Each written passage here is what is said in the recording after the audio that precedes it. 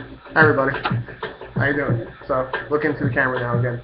Alright, so today I want to discuss something that's an argument that people give against legalization of substances, aka drugs. And this argument says, why add more bullshit to the world? Why add more problems, right? We already have these vices here, this alcohol, tobacco, caffeine, sugar, whatever. We have all these vices. Why do you want to add more vices? You know? And so I just want to address this because it's obviously an argument that touches more at your intuitive feelings, but really is baseless. It has no real content. It just works on pure rhetoric. So here are 3 points dismissing that argument. First is legality is not a license for use. Okay? Just because something is legal doesn't mean that it's encouraged. For instance, being a jerk, an asshole, whatever you want to call it, someone who is not, the most people find aversive and they want to get away from because they find them uncomfortable. This isn't illegal. You know, no one in their right mind is going to call the police because their neighbor is a jerk. They're like, "Excuse me, officer, can you arrest this man because he's an asshole. I don't like him. He doesn't make good decisions." That brings us to the next point here. Not next point, but within the same point, that as legality is not a license for use, legality is not there. The law is not there to make us have and force us to have good. The law isn't there to force us to make good decisions. It's not there to make sure you don't eat that extra cheeseburger or that you go to the gym often. It's not there for that. What it's there for is to enhance and protect our liberty, which means our right to behave and act freely without having people rob or steal or impinge on our behavior. So that's what it's there for. It's not there to to help people out in the sense of making you the best person you can be. Rather, it's there to make sure that no one can take from you your opportunity to be the best person you can be. So this is a huge difference. And some people feel that way, that whatever the law says is good to do, whatever the law says is bad to do. That's not the case. It just means that the law is there to not have you interfere with other people.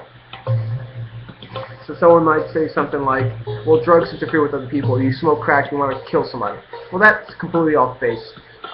There are no, you read any psychopharmacology journal, you'll never find any drug which has a 100% chance of causing this kind of behavior, or any kind of behavior. Every drug profile is unique, not only to the drug itself, but the person who's taking it and what setting they happen to be in. So all these things are important to consider. The fact that drugs don't cause this kind of behavior. So in a nutshell, legality is not a license for use.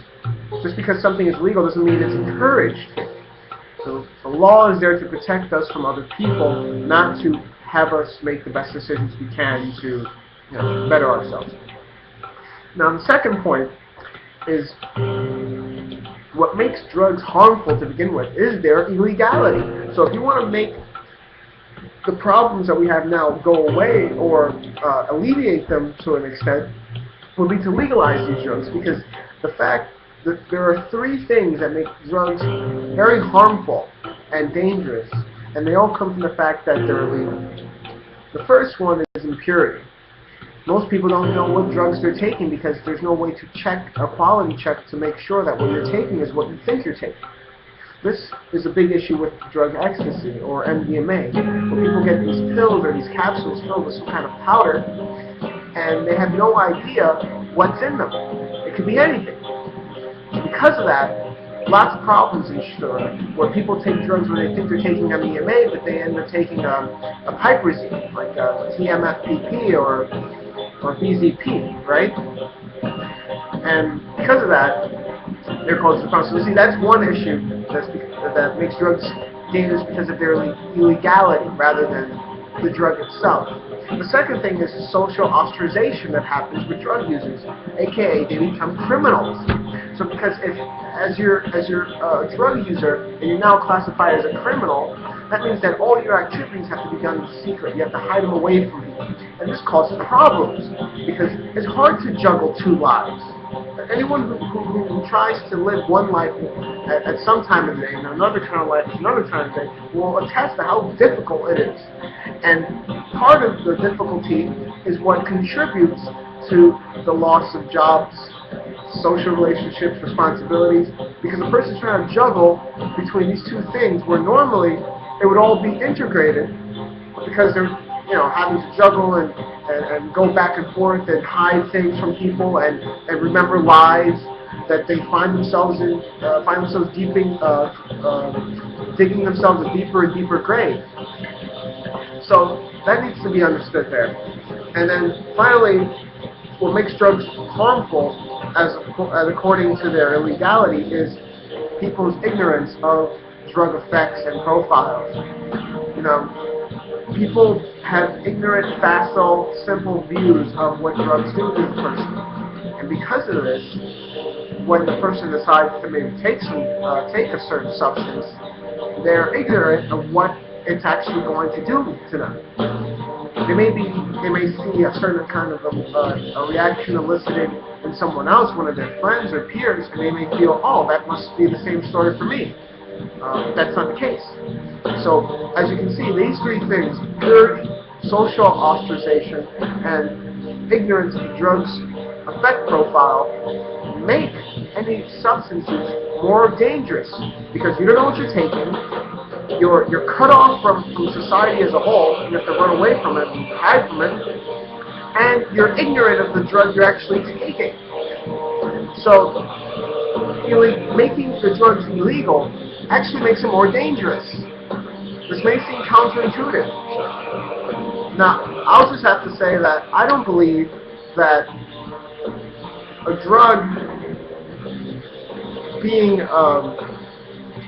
I don't necessarily believe that if a drug is legal, it needs to be advertised like iPods are, or like anything in the street. I would assume that if they were legal, there'd be a period of time to analyze their effects where they're decriminalized but not legal yet, and then after that period of understanding its effects and creating new drugs, because that's what pharmacology does. Every generation, you look at the drugs, their effect profiles, and how to make those drugs better with less side effects and more target effects, more main effects. And after maybe 5 or 10 years, we can legalize these substances with a new model and a new structure for them, and they probably won't be advertised like on billboards and stuff. They'll probably be very restrictive, like cigarettes, even more restrictive than cigarettes. When was the last time you saw a cigarette commercial, right? Now, finally, the third point here to get rid of this, to squash this argument is the argument of why add more vices to our society is how many vices are okay to have. What number is good? 2? 3? How do we come to this decision? And the point here is it's arbitrary. No matter how you cross it, no matter how you cut it, it's always going to be an arbitrary, subjective definition of vice, and it's never going to be anything as objective as anything we find in the sciences, right? It's a feeling, it's a value, it's an opinion. So, I ask you, if we shouldn't add more vices, how many should we have? And if we should just have the ones we have now, why should we keep them if it's been proven that these substances are more harmful to the body than many of the illegal substances? For instance, alcohol is much more dangerous than cannabis is or marijuana. Much more dangerous. Cannabis has never killed anyone. Alcohol kills about 100,000 people a year, not including drunk driving accidents. I'm talking about things like cirrhosis or cortical coughs or injuries from alcohol use, right? These things kill 100,000 people a year. Cannabis kills 0 people a year. Doesn't kill 1 person. Ever. Ever. Ever. Please show me 1 person who's died of one single, of only cannabis. Not of cannabis and something else mixed. People die of coffee. You can die of water before you die of cannabis. If you had two people sitting down and one person was chugging water and the other person was taking bong rips one after the other, the guy drinking the water would die before the guy taking bong rips. Shit, the guy taking the bong rips might be there for a long time, for years, but the guy drinking the water might die in a few hours. You need only about 2 gallons to drink in one day, enough to kill yourself, so your cells become inflated, right? And your brain swells and you bleed out of your ears, right? That's water, and you need water to live. So the whole point I'm trying to say here is whenever someone gives an argument against legalization of substances, saying, "Oh, we already have enough problems, enough vices. We shouldn't add more to it." Call it out for bullshit, because remember, just because something is legal doesn't mean it's okay to do. It's encouraged for you to do. Remember, law is there not to help you, not to make you the best person you can be, but to stop other people from taking that opportunity for you to be the best person you can be from you.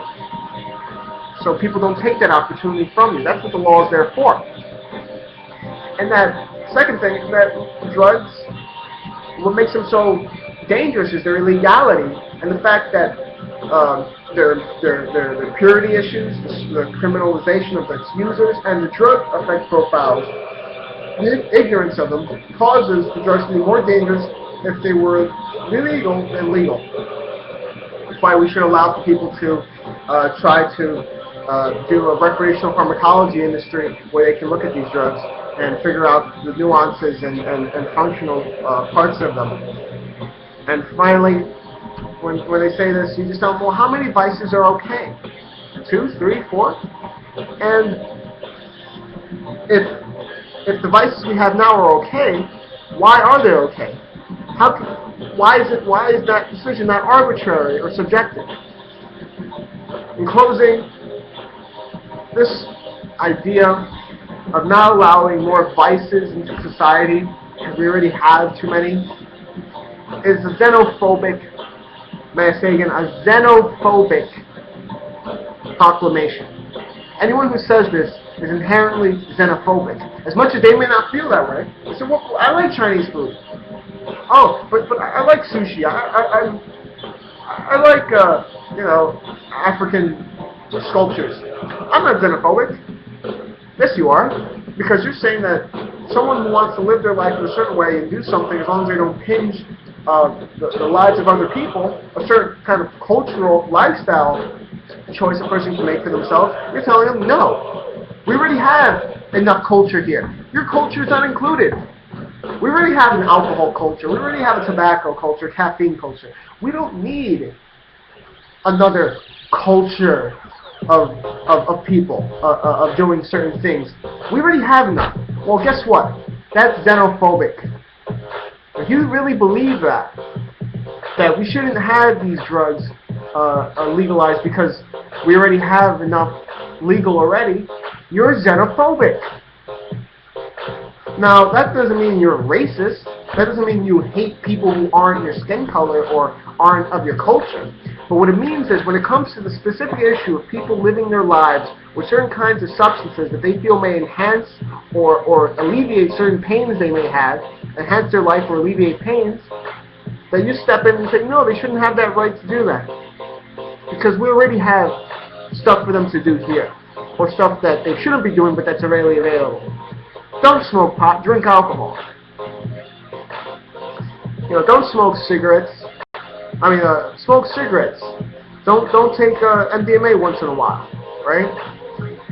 So that's basically the gist and main point of my little rant here. Now I'm going to try to keep under 15 minutes. That if you think that there are enough vices and we shouldn't allow more vices, you're xenophobic. And according to these 3 points that I gave out, that argument is unbased, has no foundation in reality or in actual empirical evidence. It's just an intuitive feeling that you're carrying over as a hand-me-down from a time when xenophobia was the norm, and anything that wasn't your culture was to be shunned and demonized. I hope the music wasn't too loud. and I want to wish you the best. Thank you for listening.